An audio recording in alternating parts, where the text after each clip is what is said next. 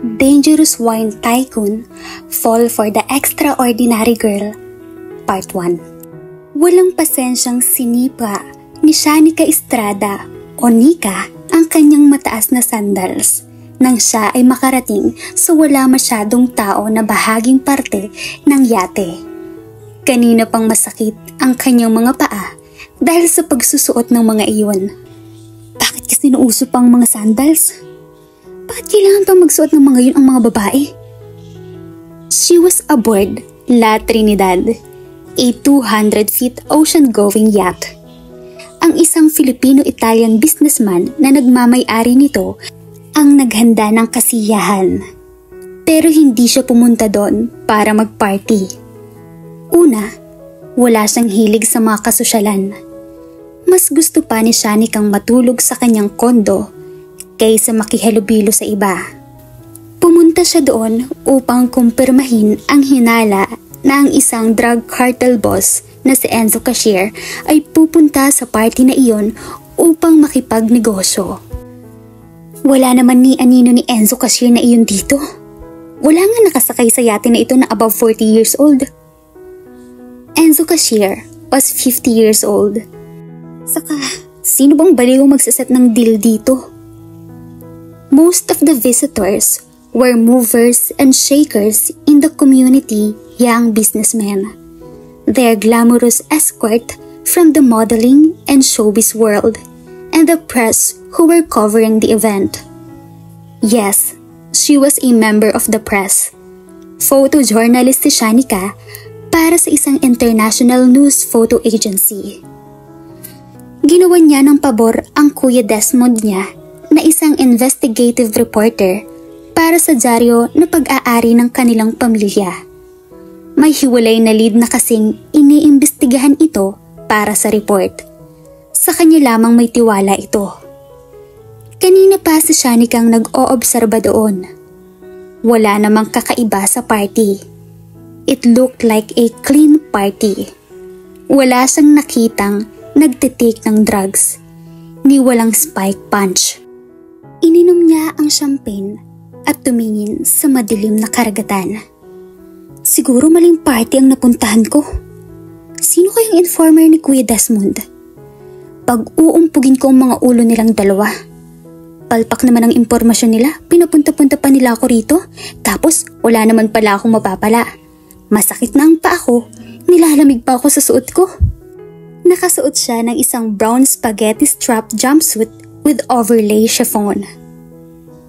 Idanaan na lamang niya ang nadaramang inis sa pag-inom ng champagne habang pinakikinggan ang pagtugtog ng banda. Nai-imagine ni Shanikang nagsasayawan ang mga tao sa dance floor. Some were enjoying the wine and the music. Wow, my favorite song. Napahinto si Shanika at pinakinggan saglit ang music. Habang ang lahat ay nagsasaya at busy sa pakikipag-socialize sa ibang bisita, siya lang yata ang bored na bored sa pagtitipong iyon. Kung pwede ko lang languyin ng pangpang at hindi nahintayin ang lansya para makabalik ako sa marina. Humikbi si Shanika. It was almost 10 o'clock. Sisingilin ko talaga si Kuya dahil hindi ko napanood ang special documentary na matagal ko nang inaabangan. Malas talaga. Sinipa ni Shanika ang kanyang mga sandalyas. Napalayo ang kapares nito. Pupulutin sana niya iyon ngunit may naunang dumampot ngayon. Napanganga si Shanika nang ngumiti ito at tumingin sa direksyon niya. I believe this is yours. Ha? Yes. Sagot ni Shanika sa nanginginig na tinig. Hindi niya alam kung bakit nagkaganoon ang kanyang tinig. Dahil ba sa hiya o dahil napagmasdan niya ng mabuti ang hitsura nito? Merong European features ang lalaki. He was very tall too. He was wearing a blue-gray suit. She would bet many women would kill just to spend a night with him. Let me.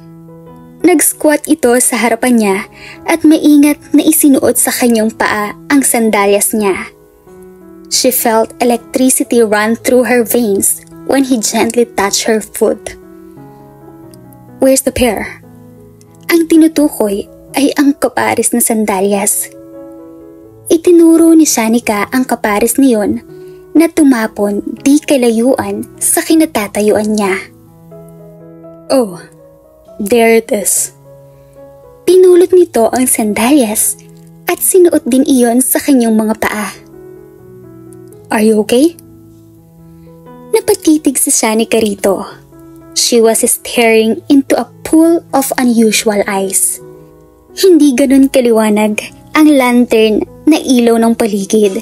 Hindi niya mahulaan ang kulay ng mga mata nito. They looked gently though. They reminded her of his gentle hands. Sanay siya sa bayolente. Nang mamatay ang mami ni Shanika, noong 7 taong gulang pa lamang siya, ay natuto siyang maging independent. Hindi na niya kailangan humingi ng tulong sa iba. Maging ang pag-offer ng tulong sa kanya ng isang lalaki ay nakakaramdam siya ng pagkainsulto. But why did she allow this stranger with unusual eyes to help her? And it was a manual as putting on a pair of sandals. Inilapit nito ang mukha nito sa kanya at hinawakan siya sa magkabilang balikat.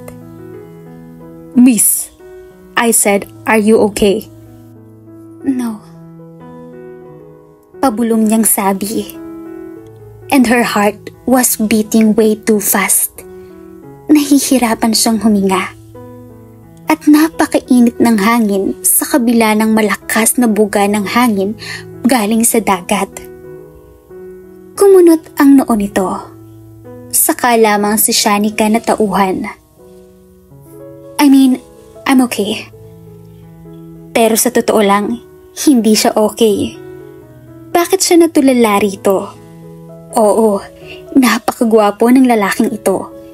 Pero marami siyang nakakasalumuhang gwapo at makapangyarihang lalaki sa kanyang trabaho. Ang tatay niya at ang kanyang kapatid ay isa sa mga ito. Ngunit bakit ang lalaking ito ay parang naiiba? Hinubad nito ang coat nito at ipinatong iyon sa kanyang mga balikad. You should see a doctor then. There was one in the yacht. Look, I'm not sick. You don't have to call a doctor, thank you. I was just having an argument with the damn sandals. They were killing me, but I'm really okay. Tumango-tango ito. I thought you were having seasick or something. Wait, I will get you a seat. Mind if I slump on the floor and take off the sandals? Hindi na niya hinintay ang sagot ng lalaki. Hinubad ni Shanika ang mga sandalyas niya at umupo sa sahig. That's what I hate with parties like this. Ni walang upuan. Reklamo niya. Tumawa ito. You are really something, lady. Habang ingat na ingat ang ibang babae sa ikikulis nila, ikaw naman walang pakialam. Look, I won't forsake comfort for grace and poise. Hindi ako yung tipo ng ganung babae. I'm sorry if I'm being prank, but this is me. Well, you are still lady to me. He said habang nakangiti. Many would disagree with you about that. Ang tingin ng mga maraming lalaki sa kanya ay one of the boys siya. Dahil na rin sa klase ng kanyang trabaho. Hindi rin si Shanika mareklamo kahit saan pumunta o kahit anong ipakain. She could even fight like a man. Kaya naman, walang nanliligaw sa kanya. Wala akong pake sa opinyon nila. I'm always live by my rules. Tumayo ito. Anyway, you want a refill of champagne? Tiningnan niya ang hawak na flute. You don't have to bother. I can get it myself. Akmang tatayo si Shanika pero pinigilan siya nito. Hayaan mo akong kumuha. Kinuha nito ang flute niya. Stay here, babe. I'll get it. Ayokong madagdagan pa ang pananakit ng mga paa mo. Oh, alright. Thanks. Natutuwang sinundan niya ito ng tingin. He called her babe. Hindi niya inakalang may tatawag sa kanya niyon at kinilig siya dahil doon. Noong teenager pa si Shanika ay hindi niya naranasang magkaroon ng crush. Bukod sa matinding magbantay ang kuya niya, abala rin siya sa pag-aaral. Isa pa, kahit ang mga siga sa eskwelahan nila ay takot sa kanya. Paano siya magkakagusto sa mga lalaking lalampalampa? Nginitian ni Shanika ang lalaki nang magbalik ito. Iniabot nito sa kanya ang flute. And I also brought some food. Nagdala ito ng iba't ibang pagkain. Thanks, Mr. Hindi niya alam ang pangalan nito. I'm sorry, I didn't get your name. I'm Shanika Estrada. Inilahat niya ang kanyang kamay rito. He took her hand and kissed the back of it. Cyrus Unger. She stared at him open-mouthed. Unger? You mean you are Cyrus Unger, the half-Filipino, half-French who is hired to a vast winery in France? Madalas niyang makita ang larawan nito sa mga dyaryo at glossy international magazines. Iyon nga lang, hindi si Shanika interesado rito noon. Kaya dinadaan-daanan lamang niya ng tingin ang mga larawan nito. Mas interesado kasi siyang basahin ang mga political news. Sana pala ay nagbabasa siya ng society page para nakilala niya ito. I'm just your lowly waiter tonight. Sabi nito. Napaungol siya. I don't think I can keep you, Mr. Hotshot Wine God. You are way too expensive. Magmumukhang dukha siya kumpara sa kayamanan nito. I'm sure many women would love to have you as their personal waiter. Dahang-dahang inilapat nito ang mukha nito sa kanyang mukha. My services are free, babe. The only one I want to serve is the pretty lady who is wearing my coat and slumping on the yacht floor beside me right now. Binasa ni Shanika ang kanyang mga labing biglang nanuyo. So is this like charity? No, but you can have me for free if you give donation. Donation? What kind of donation? A kiss? He is so Lothario. He is used to having his way with the woman. Hindi ko hahayaang makahalik siya sa akin. Hindi lahat ng babae ay pwede niyang mapasunod sa gusto niya at hindi niya ako basta-basta makukuha. Paulit-ulit na sinabi iyon ni Shanika sa kanyang isip habang dahan-dahang lumalapit ang mukha ni Cyrus sa kanyang mukha. Teach him a lesson. Push him away. At kapag nagpumilit pa rin siya, sapakin mo siya. Kung ayaw niya pa rin tumigil, ihulog mo siya sa dagat. Sabi ng isang bahagi sa kanyang isip. She remembered a time when someone tried to kiss her. Kaklase niya ito noon sa kolehiyo. PE class nila noon at baseball ang subject nila. Inginudngud niya ang muso nito sa baseball field dahil sa sobrang galit niya. Pero inignora niya ang sinasabi ng kanyang isip.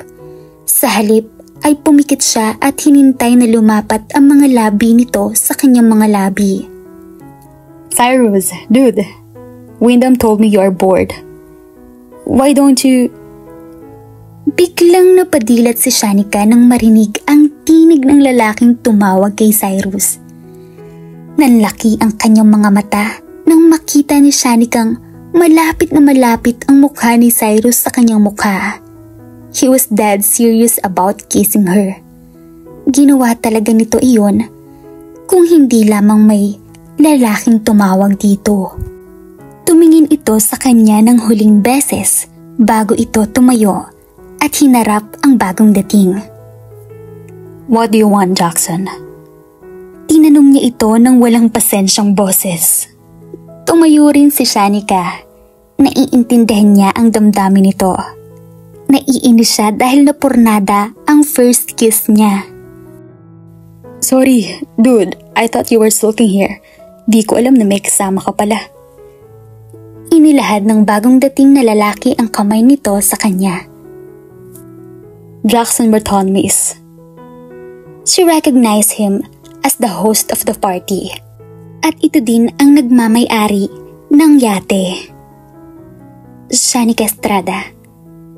It's pleasure to meet you, Miss Estrada. Related ka ba kay Desmond Estrada? Yeah, he's my brother. He was my classmate sa ibang subject ko sa college. We are not buddies but we're not also enemies. Sinabi niya may kapatid siya pero akala ko lalaking kapatid niya. Hindi ka rin niya dinadala sa mga parties na meron ako. Yeah, hindi rin kasi ako masyadong mahilig sa mga party. But I came here on his behalf. By the way, it's a nice party you got here. Comment niya at casual na ininom ang champagne na hawak niya. Yeah, it looks nice you are enjoying your own private party. At pinukol nito ang makahulugang tingin ni Cyrus. No offense, Mr. Breton. Not that I don't enjoy your party but your yacht is very beautiful. I wish I have my own yacht. I don't take any offense at all if you want to enjoy the party in this way.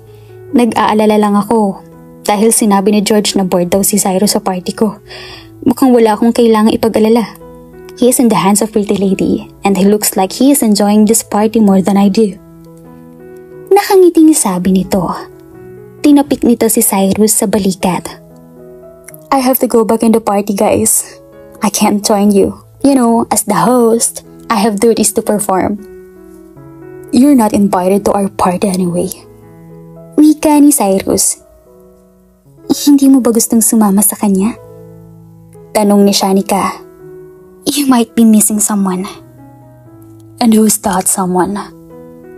A hot girl? Already got you. What more can I ask for? Hindi ka ba natatakot na baka mamaya gold digger ako? If you are, sana ginawa mo na yung part mo para akitin ako. Besides, I know the type. Kahit pag gaano siya kagaling umarte at magmukhang inosente. You are a tough girl. I know you're the type who doesn't need any man's help. Kumunat ang kanyang noo. Psychiatrist ka ba? Paano mo nasabing ganun ako? Paano kung mali ka? Paano kung nagpunta talaga ako rito para maghunt ng mayamang lalaki? Oh, really? Siguro papayag akong magpabiktima sa'yo. Sabi ni Cyrus. Kapag kuwan ay tumawa ito. I guess it would be worth it. Lucky me for finding you first. Tumingin si Shanika sa kanyang relo. Maghahating gabi na pala. It's almost midnight. I have to go. Bakit? Hindi ka na ba nag-e-enjoy sa company ko? Marahang tinapik niya ang pisngi nito. It's not that. I'm sorry but I really have to go. Cinderella is through being a princess when midnight strikes. Remember? Gusto lamang ni Shanika na ipaalala sa kanyang sarili na nagpunta siya roon para mag-imbestiga. Mabuti nga at nakapag-enjoy pa siya kahit wala roon ang hinahanap niya. Natauhan na si Shanika.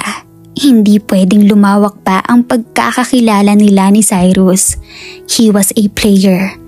She was not up for the game. Ngunit bakit niya hinayaang muntik na siyang mahalikan nito? Nahalikan ka na niya kung hindi dumating si Jackson. Sabi ng isang bahagi sa kanyang isip. Kanina iyon. Ngayon, inatauhan na ako. And I would be back to my real world. Walang lugar doon si Cyrus tulad ng wala akong lugar sa buhay niya. Sasamahan na kita sa marina. Sinamahan siya ni Cyrus magpaalam kay Jackson. Nang umandar, kinabig siya ni Cyrus palapit sa katawan nito ang lancha. Masakit sa balat ang hangin. Sabi nito. Isinubsob ni Shanika ang kanyang mukha sa dibdib nito. Kaninang papunta roon ay tiniis niya ang labig. Walang kwenta iyon sa kanya. In her line of work, there was a time she had to dodge bullets. But it felt so good to be wrapped in his arms. She felt safe in them. Kung pwede lamang na hindi na sila umalis ng lancha. at tubiling bumaba si Shanika ng lancha nang makarating sila sa marina. Hinubad niya ang coat nito at binalik iyon dito. Thanks for keeping me company and for the lovely evening. Wika ni Shanika. Naglalakad na sila noon patungo sa pinagparadahan niya ng kanyang kotse. I hope your feet are okay. Sabi ni Cyrus. Hindi naman ganun kasakit. Mabilis na narating nila ang kanyang kotse. Good night, Cyrus. Akmang sasakay na siya nang pigilan siya ni Cyrus sa braso. Bakit? Tanong ni Shanika. When will I see you again? Pwede ba tayong lumabas? You have to find me first. Goodbye, Mr. Anger. At dito na po nagtatapos ang part 1 ng ating kwento. Sabay-sabay po nating abangan ang susunod na kabanata. Maraming salamat po. God bless and stay safe.